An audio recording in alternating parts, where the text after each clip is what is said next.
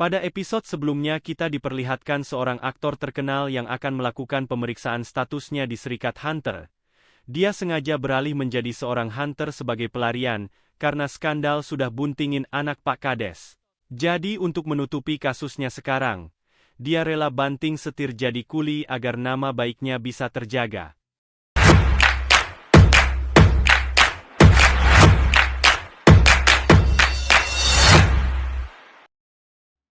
Hari ini seorang aktor Lee Min Sung akan melakukan konferensi pers untuk mengumumkan istirahat dari dunia hiburan dan memilih menjadi hunter.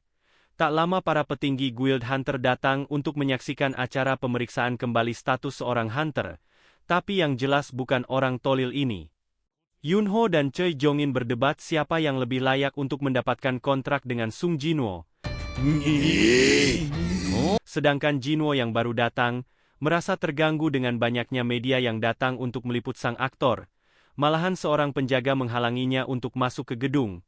Untungnya Ketua Go keluar untuk menyambut Sung Jinwoo dan meminta mereka untuk menghentikan acaranya.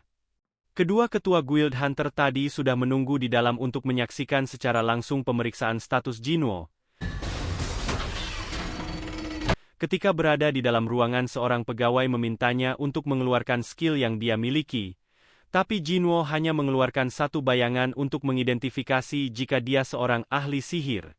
Tapi Ketua Go berkata, jika dia sudah mendapat laporan tentang kekuatan Jinwoo yang bisa memanggil banyak bayangan. Akhirnya Sung Jinwoo menuruti kemauan ketua dengan mengeluarkan 100 bayangan. Ketua Go kaget melihat semua monster bayangan ranking atas yang ada di hadapannya. Bahkan aura sihir mengalir deras keluar, sampai membuat Choi Jongin dan Yunho merasakan tekanan yang mengerikan. Setelah selesai, Ketua Go memberikan kartu identitas baru untuk Sung Jinwoo, yang menandakan sekarang dia telah resmi menjadi seorang hunter peringkat S. Sung Jinwoo langsung pergi dan mengabaikan keinginan Yunho dan Choi Jongin untuk merekrutnya. Sung Jinwoo kaget ketika melihat barisan media yang sudah menunggunya dari tadi. Berita tentang peringkat S ke-10 langsung menyebar ke seluruh negeri. Para mantan raid merasa senang melihat Sung Jinwoo yang bisa naik peringkat. Di tempat lain, Yu Jinho harus meminta maaf kepada ayahnya karena gagal mengajak Jinwoo bergabung. Karena dia masih mengejar keinginannya untuk bisa mengalahkan Raja Iblis, dan bergabung dengan Hunter hanya akan menghambatnya untuk menjadi lebih kuat lagi. Sung Jinwoo malah mengajak Jinho untuk ikut bersamanya, dan meninggalkan guild yang ingin dia ambil dari kakaknya.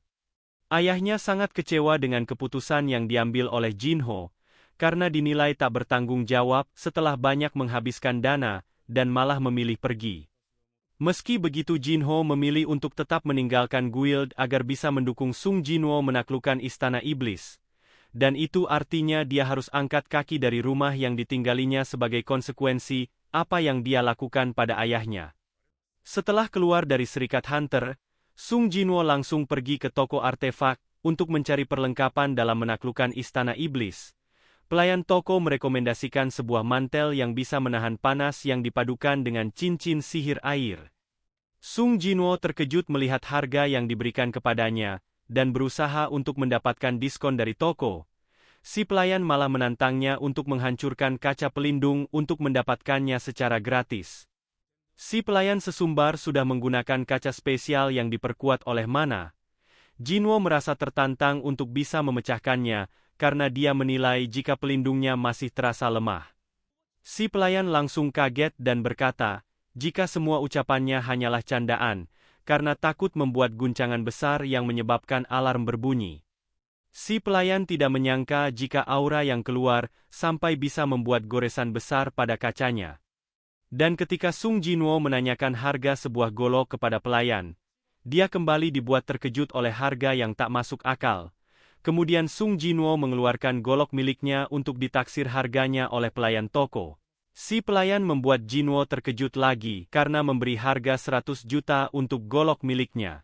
Yunho masih memikirkan kejadian tadi pagi. Dia tak menyangka jika Sung Jinwoo bisa bertambah kuat dari yang sebelumnya, membuatnya semakin penasaran apa yang telah terjadi pada Jinwoo akhir-akhir ini. Sedangkan Jin Ah baru merasa tenang setelah para awak media sudah pergi dari apartemennya. dia memarahi kakaknya yang tiba-tiba jadi perbincangan banyak orang setelah membuat kehebohan di TV. Jinwo berencana untuk pergi dalam seminggu ke depan. Yu Jinho yang baru datang dijadikan alasan untuk pergi kerja bersamanya. Jinho tak bisa menolak alasan bohong yang diberikan Jinwo. Ketika Jin-ah sedang tidur, Sung Jinwo memanggil para bayangan untuk menjadi pengawal adiknya selama dia pergi ke Istana Iblis. Dan paginya mereka berangkat menuju gerbang khusus yang ada di dalam kota. Hai, itterashai. Sung Jinwo langsung memakai perlengkapan yang sudah dibeli di toko kemarin untuk bisa menyelesaikan tantangan yang diberikan dalam Istana Iblis. Tantangan langsung muncul untuk bisa membunuh Raja Iblis Baran dengan hadiah yang lebih bagus dari sebelumnya. Ketika sudah berada di lantai atas, Sung Jinwo sudah disambut oleh monster dungeon. Sebagai percobaan Jinwo memanggil bayangan si Dadang dengan diperkuat dengan bola ketamakan untuk melawan monster yang ada di hadapannya.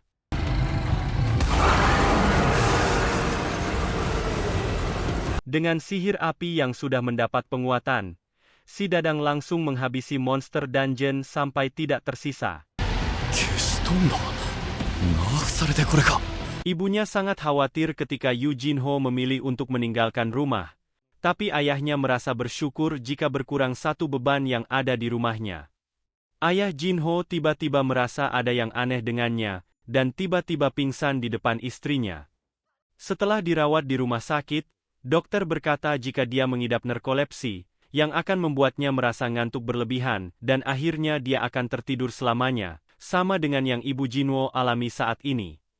Penyakit ini diakibatkan karena daya tahan mana yang sangat rendah terkena paparan mana dalam jangka panjang. Sedangkan di tempat lain, dua orang hunter yang sedang berpatroli dikejutkan oleh monster semut yang bisa terbang. Setelah membagi beberapa tim tentara bayangan untuk menjelajahi dungeon, sekarang level Jinwo naik dengan cepat. Ini dia lakukan untuk bisa naik lantai dengan cepat walaupun harus merelakan banyak item yang terbuang. Jinwo dikejutkan dengan banyaknya bayangan yang terbunuh oleh monster. Musuhnya kali ini lebih cerdas bisa memilih lawan yang lebih lemah untuk dikalahkan. Dan benar saja targetnya kali ini adalah para beruang es yang cukup jauh dari kelompok si Dadang. Dengan mudah mereka bisa mengalahkan para beruang-beruang itu. Sekarang giliran Sung Jinwo untuk menghadapi mereka. Dengan sangat mudah Jinwo menghabisi 3 ekor monster. Dan sekarang sisa satu lagi yang terlihat ketakutan karena merasakan tekanan dari Sung Jinwo. Nantikan update selanjutnya dari Solo Leveling di channel ini. Jangan lupa untuk like dan berikan pendapatmu di kolom komentar.